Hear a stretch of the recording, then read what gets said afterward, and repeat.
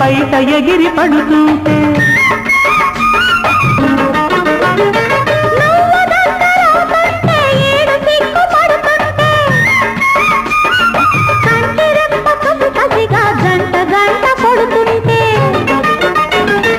మనసంతా చోటిస్తా మల్లెల్లో ముంచేస్తా ఏమిస్తావో చూస్తా అప్పుడు